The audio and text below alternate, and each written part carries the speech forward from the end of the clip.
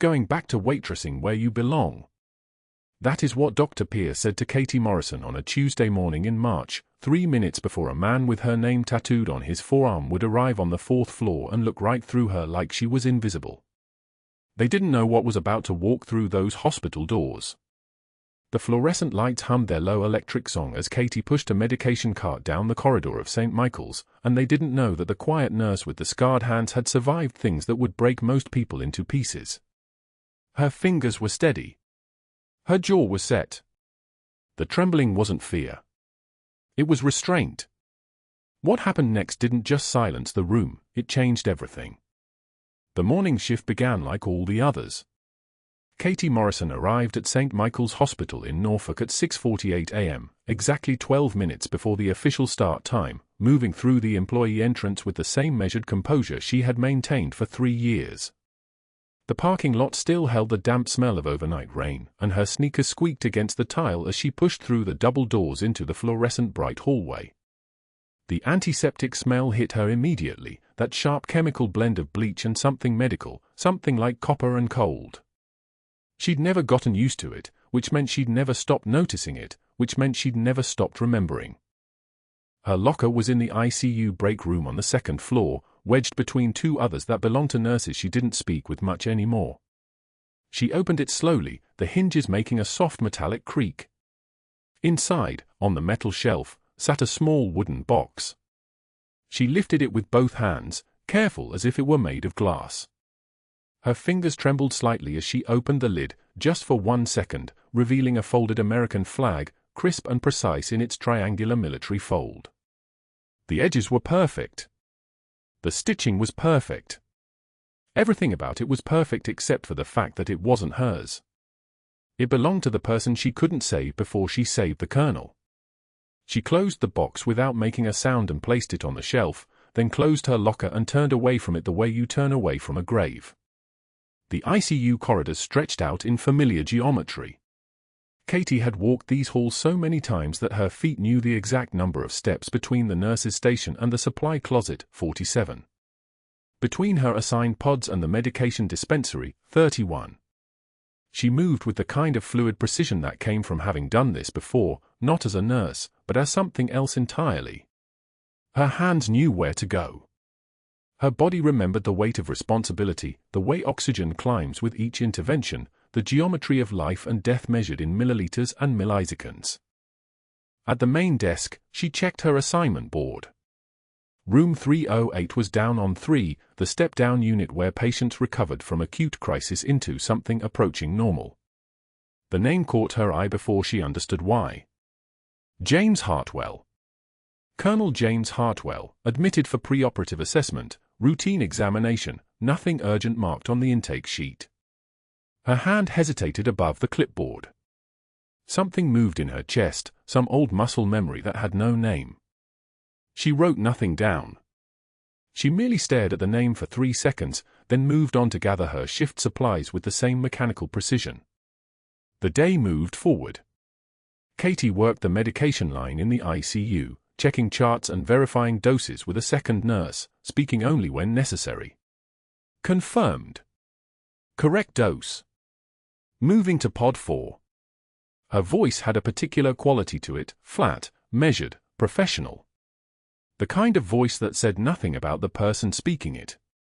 The other nurses didn't ask her questions.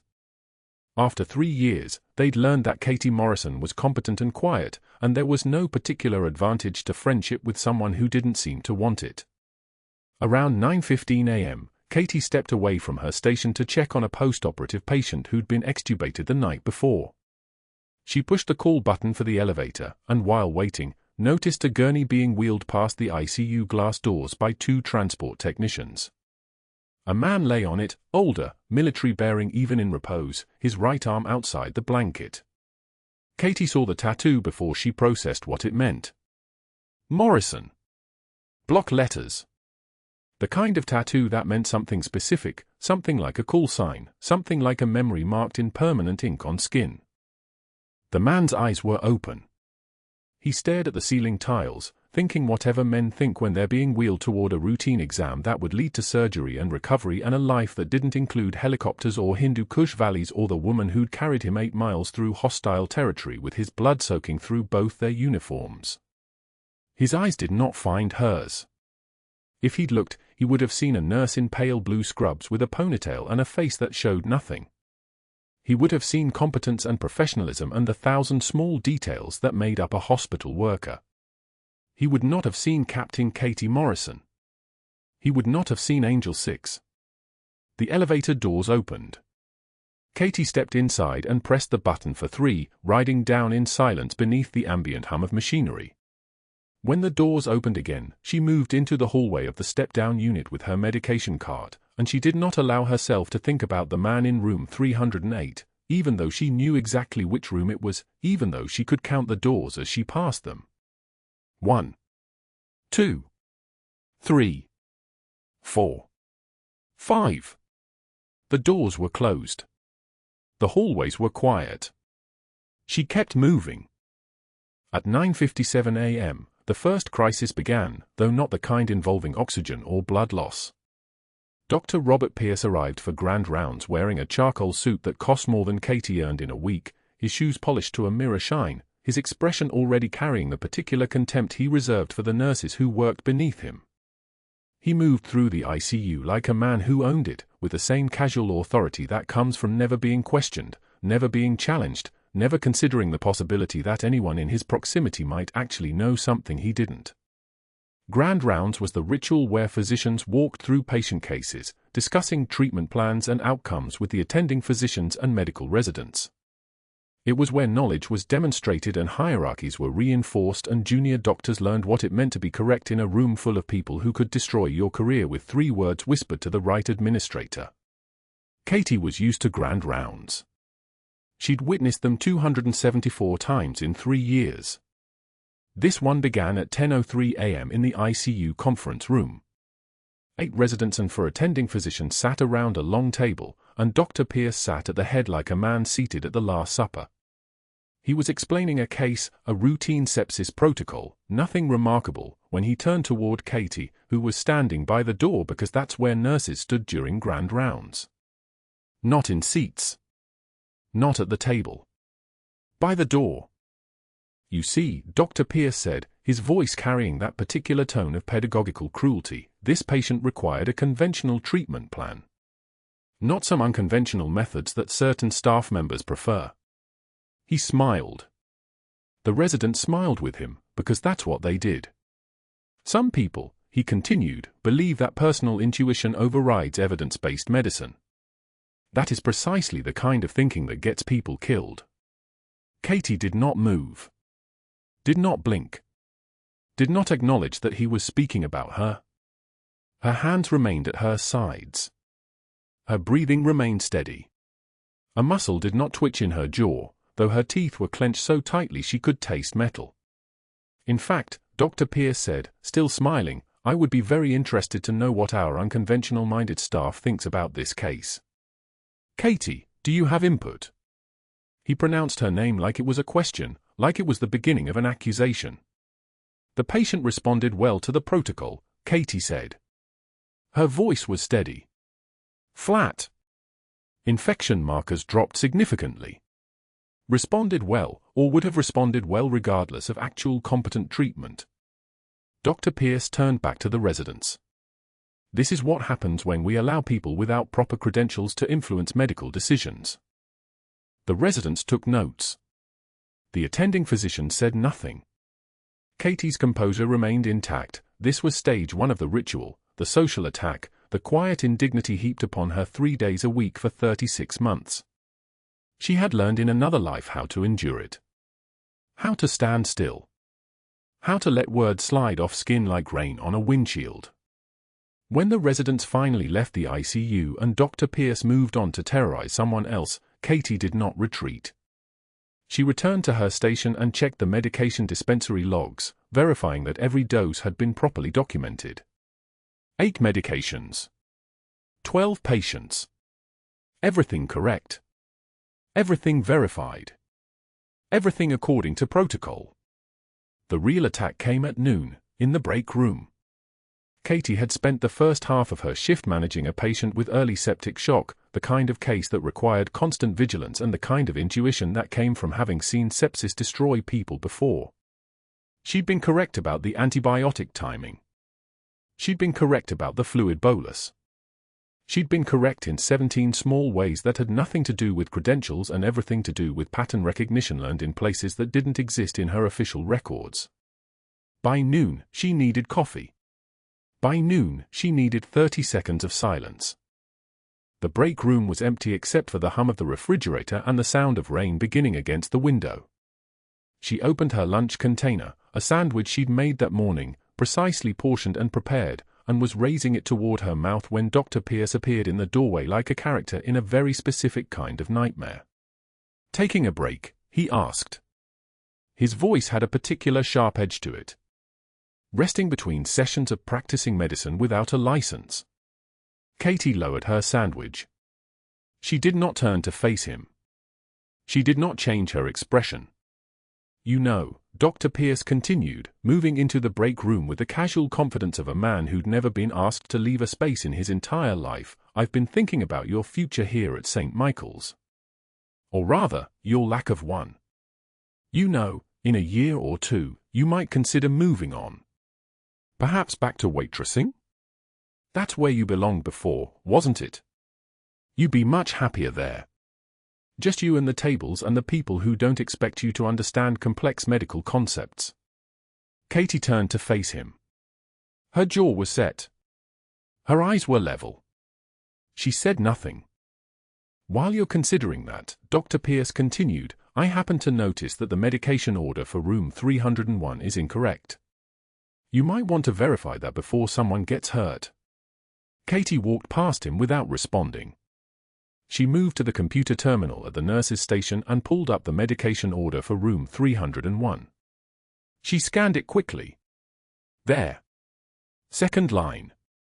Dosage listed at 250 milligrams when the patient's renal function would contraindicate anything above 125 milligrams. An overdose waiting to happen. Written by Dr. Pierce.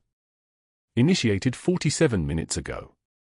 She corrected it immediately and documented the correction, then walked back to where Dr. Pierce was still standing, his arms crossed, waiting for her to come back so he could watch her fail. "The order is corrected," Katie said. Her voice was calm. "Measured. You wrote 250 milligrams. The patient's creatinine is 2.8. Nephrotoxicity risk at that dose is unacceptable. Reduced to 125. Dr. Pierce's face went very still. This was not what he'd expected. This was not the kind of deference he was used to receiving. "You did what?" he said. "Corrected your medication order," Katie repeated. "It would have caused renal failure." "How dare you?" Dr. Pierce said.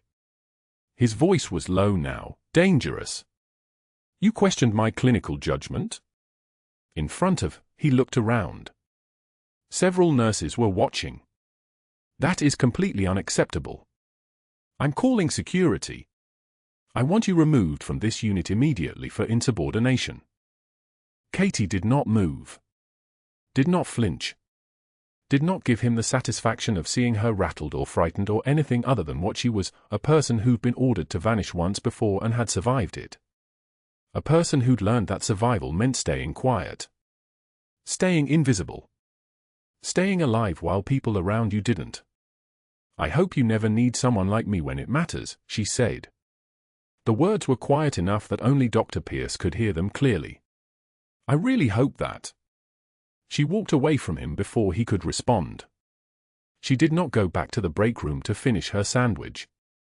She simply returned to her patients, to the monitors and the medication charts and the endless small careful decisions that kept people breathing and alive and moving toward recovery. She did not cry. She did not shake. She did not allow the indignity to crack the surface of her composure. And in room 308, 3 floors down, a man with her name tattooed on his forearm continued preparing for a surgery that would change nothing about the fact that he'd spent 3 years searching for a woman he wouldn't recognize if she stood directly in front of him. The room went so quiet you could hear the fluorescent lights hum. The fluorescent lights buzzed overhead like insects trapped in a fluorescent tomb.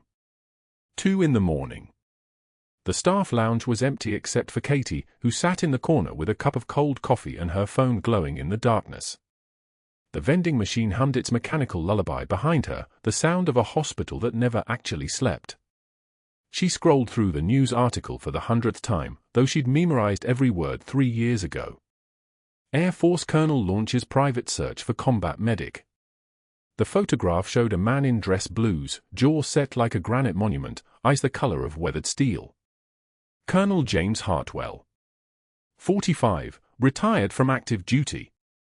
Still searching. Katie's thumb hovered over the headline. The article was sparse, classified operation, details restricted, a handful of names redacted with black lines like missing teeth. But his name was there. His story was there. And hers was not. Could never be. The article quoted him, "We don't leave our people behind. I've been searching for 3 years because Captain," the next word was redacted. Just a black bar where a name should have been. She read the rest of his quote like she was reading her own epitaph. "That medic saved my life. Carried me 8 miles through hostile territory with a collapsed lung. I owe them everything, and I don't even know their face." Katie set the phone down and pressed her forehead against her palms.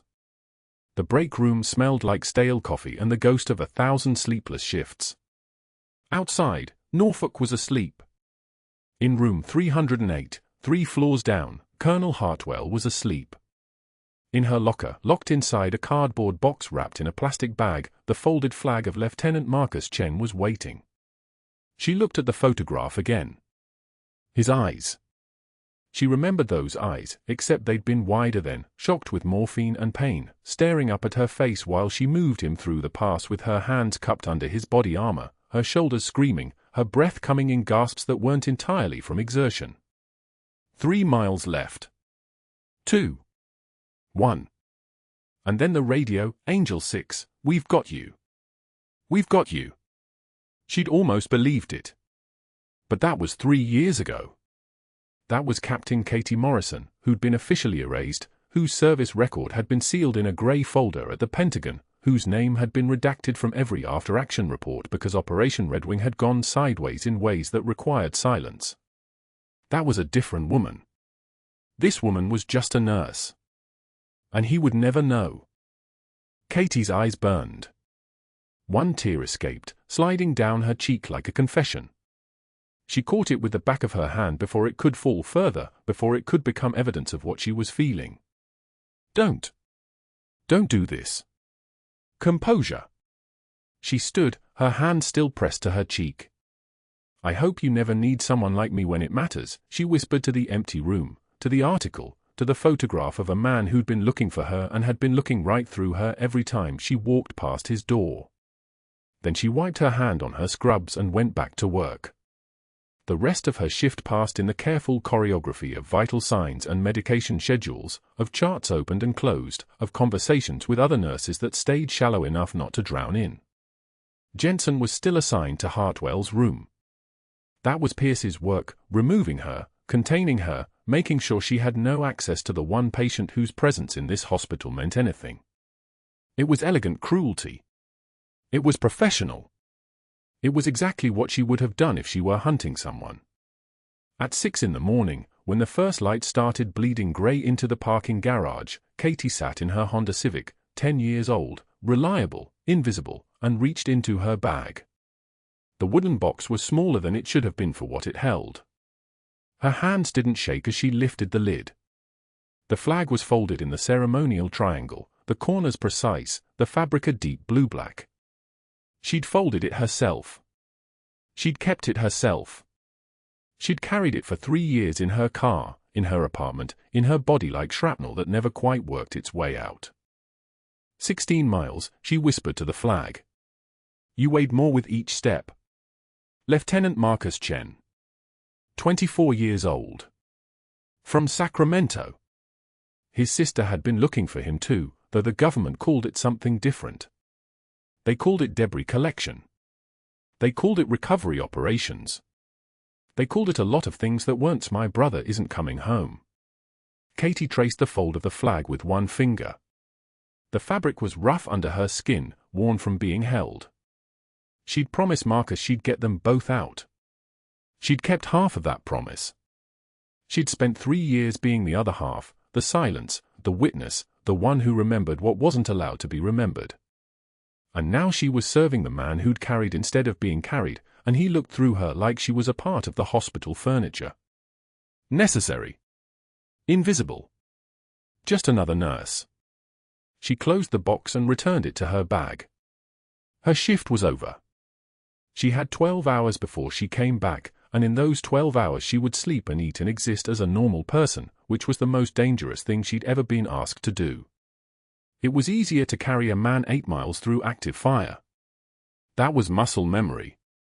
That was training. That was the kind of heroism people understood. This was something else entirely. This was living in a country that no longer officially knew her name. This was walking past a man every day who had her tattooed on his body and would never know it was her. This was pain converted to data, danger converted to silence. This was what happened when you disappeared twice. The parking garage was silent except for her engine starting. She drove out into the early morning light, heading away from the hospital, toward her apartment, toward the waiting silence of a life that belonged to someone else. She had no idea that the day was coming when a 16-year-old boy would walk through St. Michael's doors carrying a shadow box of medals. She had no idea that Dr. Pierce would make a decision in the next 72 hours that would destroy his own career. She had no idea that Colonel Hartwell would crash during a routine examination, his chest suddenly asymmetric, trachea deviated, and that she would be the one standing closest when everything changed. She only knew that she'd promised to carry them both out of the Hindu Kush. And she was still keeping that promise, even if it meant living as a ghost in the only country that had ever made her home. The notice was taped to her locker at 6:48 a.m., still 15 minutes before shift change. White paper. Bold typeface.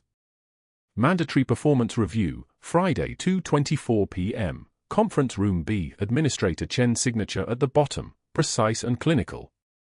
Katie stared at it the way a sniper studies a target, distance, angles, trajectory. 3 days. 72 hours between now and the hearing that would end her. She opened the locker. Someone had been inside. The papers were shuffled. Her spare scrubs hung at a different angle.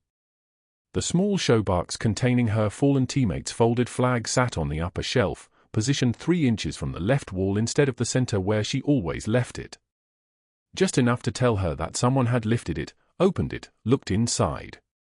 The flag itself was undisturbed, still crisp, still folded into the triangle, still carrying the weight of the brother she'd tried to save in the Hindu Kush. But the violation of it made her still.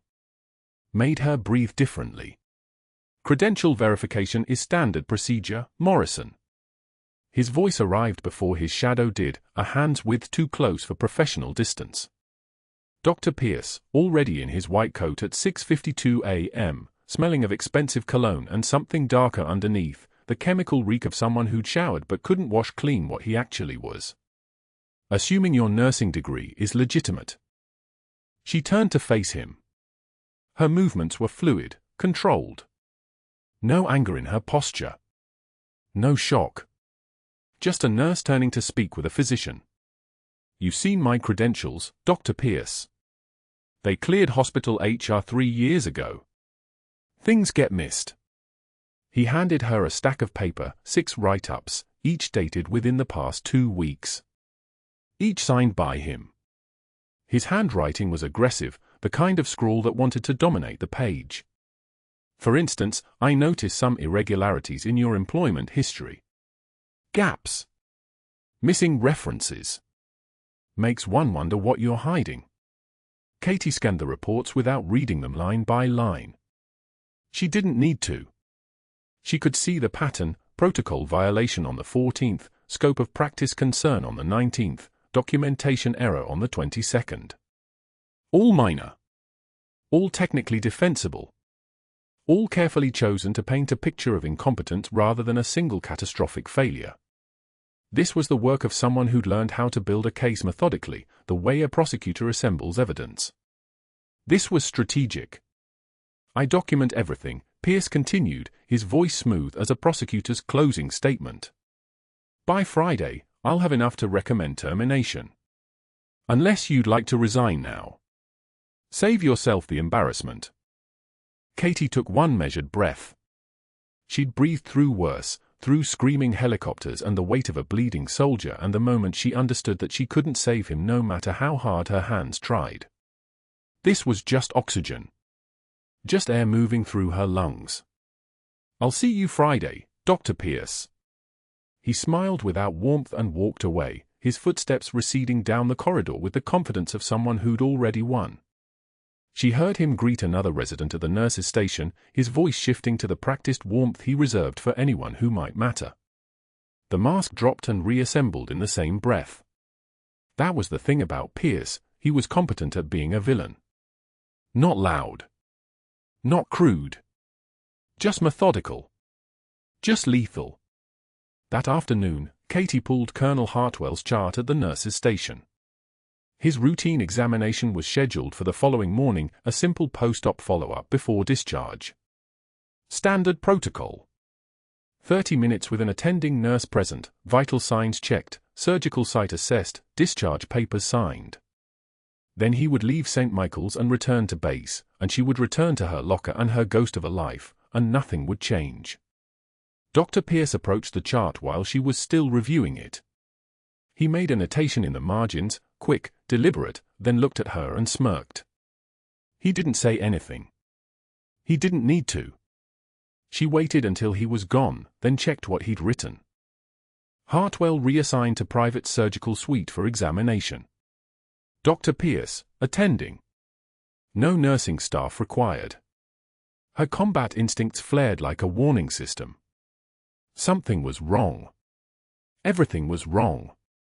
A colonel with a sealed military history shows up in your hospital, gets admitted to a room with her name on his arm, and a physician who's actively trying to destroy her suddenly removes all witnesses from his examination. That wasn't coincidence. That was opportunity. Katie's hands didn't shake when she pulled out her phone.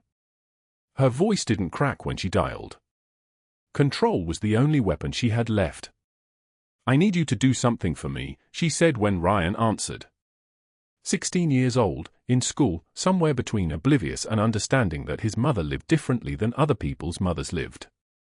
"Go to the storage unit. The one off Military Highway. Get the shadow box from the top shelf." "Mom, you said never to touch that." His voice was cautious. He'd been raised around careful. "I know. But I need you to hold on to it. Just in case." She didn't say which case. He was smart enough not to ask. She hung up before he could argue and stared at Hartwell's reassigned chart. The private surgical suite was on the 3rd floor, at the far end of the corridor where the light didn't quite reach the corners and the sound dampening was so good you could scream and only the adjacent room would hear you. That had always seemed like a design flaw. Now it felt deliberate. Now it felt like a trap built into the architecture itself. The paperwork sat on her lap at the nurse's station.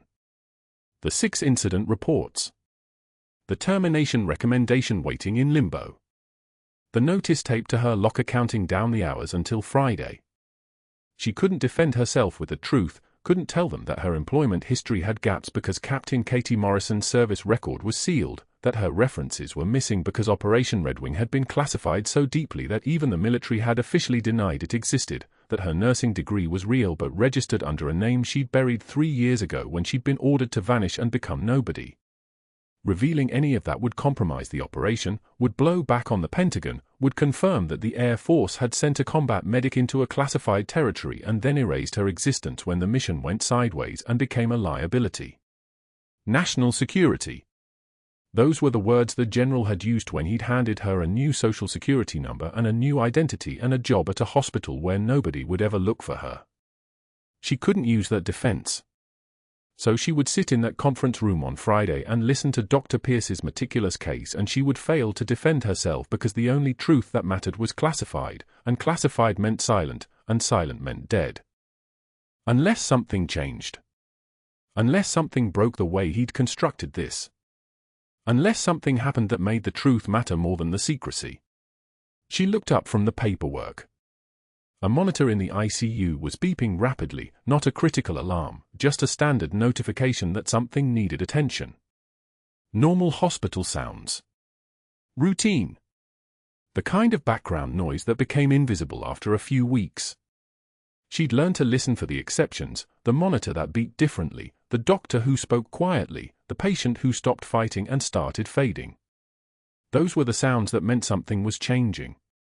Those were the sounds that meant survival or not. Katie folded the incident reports carefully and placed them in her locker, on top of the showbox containing her teammate's flag. Evidence. Insurance.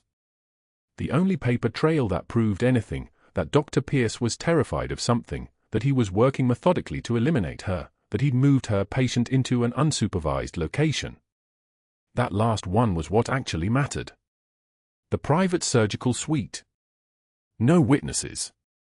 Just Dr. Pierce and Colonel Hartwell, and whatever reason Pierce had suddenly become so interested in ensuring that Katie Morrison had no access to her patient for the examination that would happen tomorrow morning. She looked at her watch, 2:43 p.m. 22 hours and 17 minutes. The intercom crackled at 9:24 a.m. Code blue. Surgical Suite 3. Katie's hands went still on the medication cart. She'd been assigned to pediatrics, Pierce's doing, keeping her 3 floors away from Hartwell, away from anyone who might connect the dots. But a code was a code. Protocol overrode department assignment. She moved. The stairwell was faster than the elevator. Her legs carried her upward in a rhythm she'd learned in a different life, in mountains where altitude meant survival. Second flight. Third floor landing. The surgical suite doors were already being forced open by orderlies. She burst through. Colonel James Hartwell was seizing on the examination table, his body arcing like something was trying to escape from inside his chest. His right chest wall was asymmetric, puffed outward with unnatural pressure. His trachea had deviated sharply left. His lips were cyanotic, that particular shade of blue that meant the oxygen in his blood had dropped below 60. Tension pneumothorax. A collapsed lung pressing against his heart like a fist closing around a bird. Dr. Pierce stood motionless 5 feet away, phone in hand, his mouth forming words that didn't reach the room. He just collapsed during exam. I was checking his. Katie didn't hear the rest. Her hands moved on their own. Muscle memory was a weapon, and her muscles remembered everything. She crossed to the crash cart, grabbed a 14-gauge needle, silver, sterile, sharp as a promise, and found Hartwell's ribs. Second intercostal space. Midclavicular line. Her fingers counted down from his collarbone with the certainty of someone who'd done this in a forward operating base under mortar fire, in a Humvee while the convoy screamed toward the forward aid station, in the dark where the only light was muzzle flashes and she had to work by touch alone. She plunged the needle through his chest wall. The hiss of escaping air filled the room like a sigh of relief. Hartwell gasped. His body went rigid, then slack. Color crept back into his lips from blue toward something almost human. His eyes fluttered open, unfocused, searching the blurred shapes above him. "Angel," he whispered, his voice wrapped in morphine. "Angel, is that?" But the drug pulled him under before he could finish the thought. Katie maintained needle position with her left hand while her right voice cut through the chaos. "Get respiratory here now. I need a chest tube set up and portable X-ray. Move." Not a request. It wasn't phrased as a question. The words came out in the tone of someone accustomed to being obeyed, someone whose orders kept people alive. 2 respiratory therapists rushed in, responding to the authority in her voice more than her title. One carried the chest tube kit. The other prepped Hartwell's chest with antiseptic that smelled like iodine and copper. Katie's hands guided theirs without speech, just small adjustments of pressure, angle, timing. The tube went in. Hartwell's oxygen saturation climbed, 64. 71, 82. 88. Stable. 30 minutes later, Colonel Hartwell was sedated in the ICU with a chest tube draining fluid and air, his breathing supported by a ventilator that wheezed its mechanical rhythm every 4 seconds. Katie stood at the nurse's station, her hands trembling, not from fear but from the specific physics of adrenaline leaving the bloodstream, leaving behind the knowledge of how close she'd come to burying a second person with her name on their skin. The elevator doors opened at the far end of the hall. Dr. Pierce emerged with Administrator Chen at his side. He'd had time to compose himself. His face was serene, strategic, arranged with the precision of someone who'd always known this moment might arrive. He carried a sealed envelope in one hand and a folder the thickness of a small phone book in the other. He walked to the nurse's station. He did not hurry. "Nurse Morrison, you're suspended effective immediately pending investigation into your conduct during that code." His voice was measured, professional, the tone of a man delivering news, not judgment. "Administrator Chen will need your badge and ID." Katie looked up from her incident report. Her pen was still in her hand, hovering above the line for her signature. "I saved his life. You performed a complex medical procedure outside your scope of practice without physician authorization or supervision. That's grounds for immediate license review and termination." Pierce slid the envelope across the counter. It was thick. It was already opened. Katie could see her name stamped on official letterhead. The timestamp read 8:43 a.m. An hour before Hartwell's examination. An hour before his chest collapsed. Pierce had prepared this before the code. He'd anticipated her response, her training, the fact that she would sprint toward danger instead of away from it. He'd anticipated that she would save a life she shouldn't have been close enough to save. And he'd had paperwork ready. Katie understood in that moment with the clarity that comes from having survived ambushes, this wasn't about protocol violations. This was about evidence. Hartwell was searching for Captain Morrison. Katie had found the correlations. Pierce had needed her gone before she connected him to his supply company kickbacks, to the inflated billing that had turned him from a tired physician into a man who could afford a house in the Ghent neighborhood and a boat at Willoughby Bay Marina. She'd been a problem. Now she was fired. By 6 p.m., Katie stood at a rain-soaked bus stop on Colley Avenue, 1 mile from St. Michael's Hospital. Her cardboard box was tucked under her coat, the edges starting to soften with moisture. Inside, a cracked ceramic mug from the hospital gift shop that read "World's Okayest Nurse" in faded lettering. A dying succulent plant she'd kept on her desk for 2 years, brown leaves curling at the edges.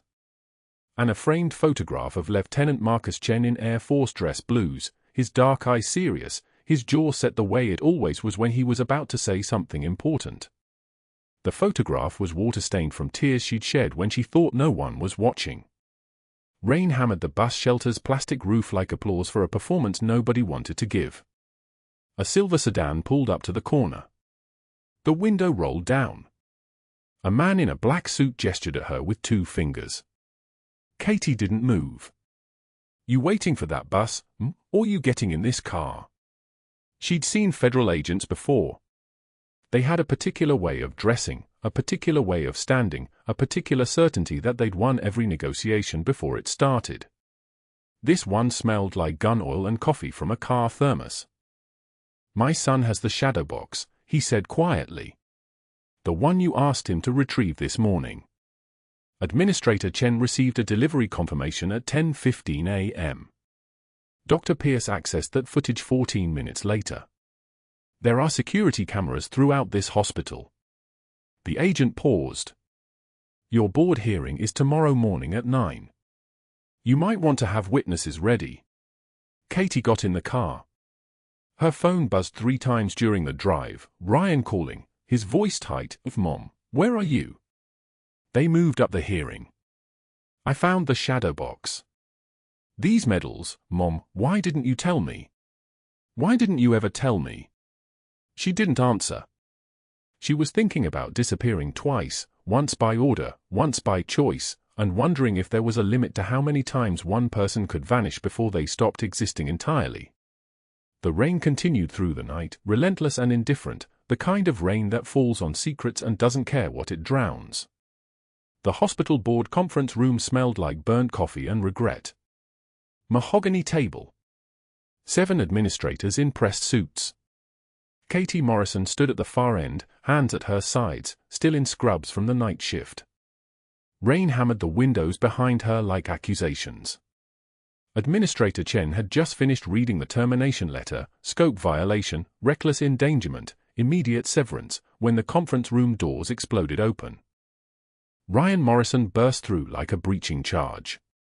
16 years old, wearing his mother's Air Force windbreaker that hung loose on his shoulders, carrying a shadow box the size of a small coffin. The glass caught the fluorescent light and threw it back like a mirror showing the truth. "Mom, they need to see these." Ryan's voice cracked but didn't break. "You can't let him win." Katie's jaw tightened. Not from fear. From something else. Something that looked like surrender but moved like a tactical withdrawal. She'd trained for classified operations, not for watching her son walk into a room of people who'd already decided she was disposable. Ryan placed the shadow box on the mahogany table. The medals caught light like small fires. Bronze stars arranged left to right. Then silver stars arranged by citation date. Purple heart ribbons folded with precision. Each one a story that had been buried under 3 years of silence. "These belong to Captain Catherine and Morrison," Ryan said. His voice sounded older than 16. Air Force 160th Special Operations Aviation Regiment. 3 tours. 8 lives saved in the Hindu Kush alone. Colonel Hartwell's eyes went wide. He stood up so fast his chair scraped backward with a sound like breaking glass. His mouth opened. Closed. Opened again. "Angel 6, he whispered. His hand reached toward his forearm where her name was tattooed in military Gothic. "That was your call sign." The room held its breath. Administrator Chen's face had gone the color of drywall. 2 board members exchanged glances that looked like confusion meets regret. Chen stood slowly, reading, glasses trembling in his hands. He reached for a document on the table, the actual document, not Pierce's fabrication. His voice when he spoke was measured but heavy with the weight of mistakes. Captain Morrison carried a wounded officer through 8 miles of hostile territory under sustained fire, he read from the Silver Star citation. His eyes lifted from the page. She extracted Colonel Hartwell from a combat situation while sustaining injuries consistent with. He stopped. The silence that followed was the kind that comes from understanding you've been on the wrong side of history. The conference room doors opened again. 2 figures in dark suits. FBI credentials catching light like shark fins. They moved past Katie with the precision of people who'd been waiting for exactly this moment. One of them stepped toward Dr. Pierce, who'd been sitting in the corner like he was already invisible. Dr. William Pierce. The agent's voice had the flat effect of someone reading a script they'd memorized years ago. "You're under arrest for insurance fraud, falsification of medical records, and attempted obstruction of a federal investigation." Pierce lunged. He moved toward the shadow box like it was burning. His hand stretched toward the Silver Star, and the agent who'd been waiting for exactly this moment stepped sideways and cuffed him with a sound like a door closing on a room you'd never open again. "You forged military records," the second agent asked him conversationally. "That's a federal crime. 14 years minimum." "And the insurance fraud?" "Your colleague Dr. Reeves started talking last week. She mentioned 300 fraudulent billing codes." 300, Dr. Pierce. Pierce's face went from rage to something that looked like watching a chess player realize the board had been set against him from move 1. They read him his rights. The words came out in the agent's practiced rhythm, the same words spoken to criminals in 1,000 conference rooms, but these ones landed on a man who'd believed himself untouchable. They led him toward the door.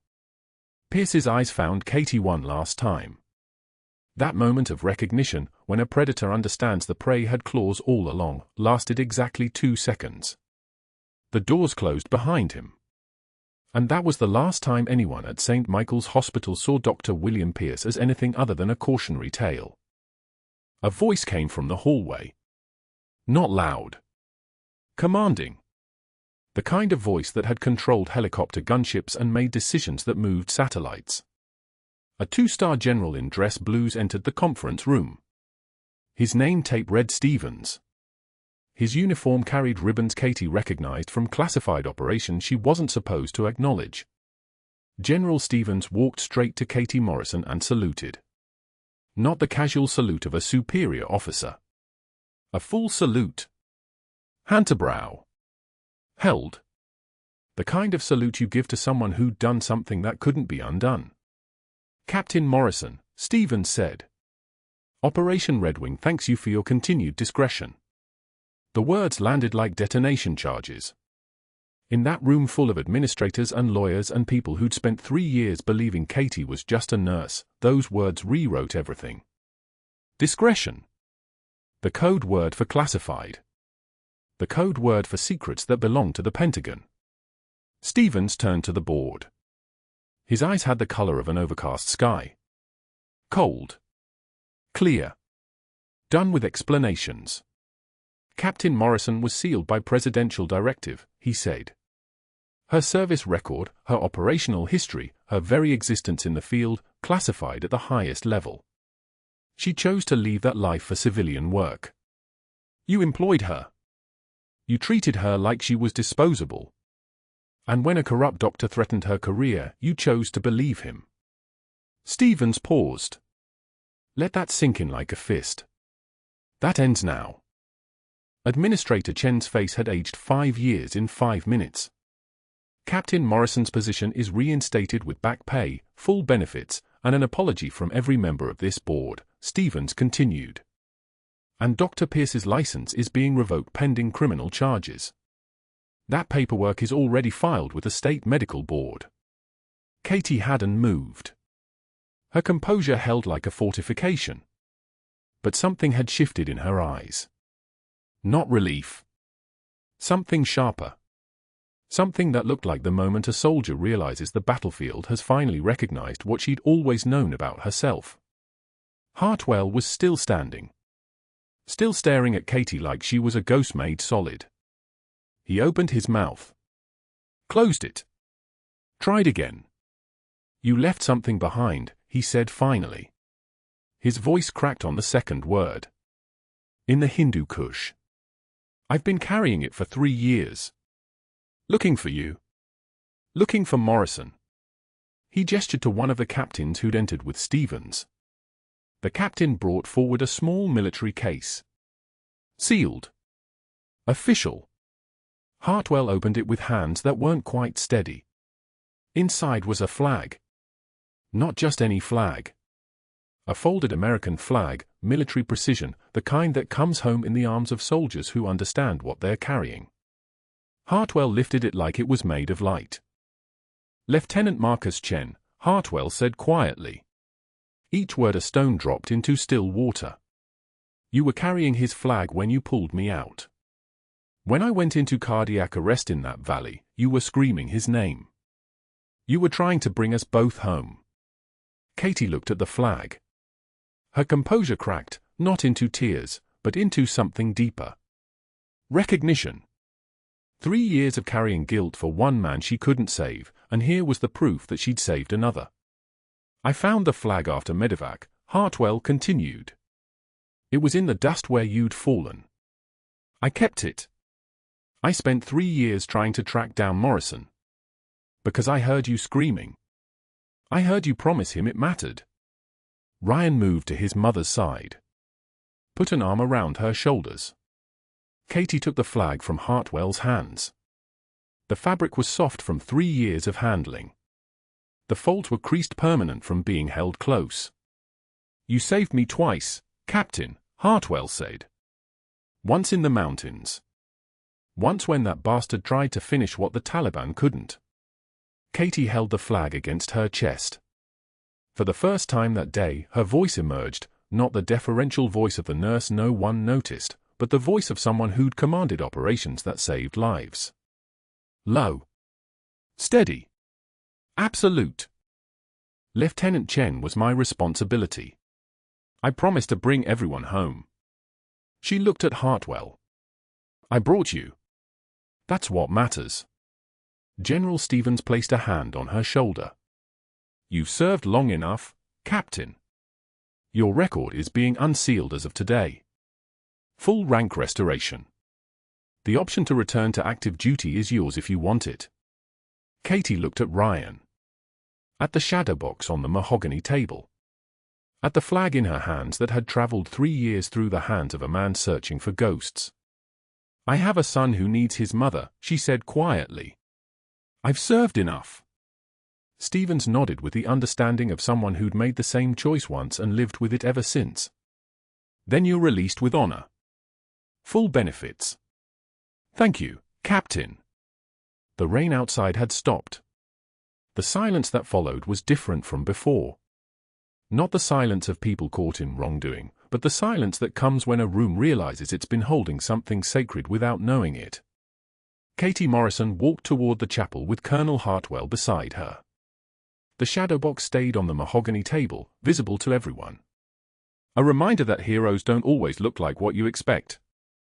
Sometimes they look like nurses. Sometimes they work night shifts. Sometimes they wait 3 years for someone to finally recognize what they've always been. The chapel was small. Quiet. Light fell through stained glass windows in patterns that looked like blessings. Katie placed both flags on the altar, hers and Chen's. She touched the glass cover over Chen's posthumous purple heart. His family never knew what happened, Hartwell said. I tracked them down. They're coming tomorrow. His mother wants to thank you. Katie didn't respond. She just stood there, looking at the medals of 2 soldiers, one living, one gone, both carried home by a woman the world had almost erased. Outside the chapel, General Stevens waited with older people Katie had never met. A man and woman in their 60s, standing the way people stand when they've been carrying weight too long. Chen's parents. The general gestured Katie toward them. She told them everything. How Marcus had covered her position while she extracted Hartwell. How he'd held the Taliban off for 90 seconds before taking a round. How his last words were, "Make sure my parents know it mattered." She told them their son had been a hero. That he'd died honorably. That she'd carry his name for the rest of her life. Chen's mother embraced her. Whispered thank you through tears. Thank you for bringing my son home, even if it's just his memory. Katie held her. Said nothing. Because some things don't need words. Some things just need someone to finally see the truth. General Stevens closed his eyes. In the distance, a helicopter rotor began to pulse like a heartbeat starting again after 3 years of silence. True heroism is what you do when the world stops watching. And Captain Katie Morrison had just stepped back into the light. If this story moved you, please subscribe and let us know. Have you ever been underestimated by someone who didn't know your true value? What would you have done in Katie's position? Comment below and hit that like button. The algorithm rewards heroes too.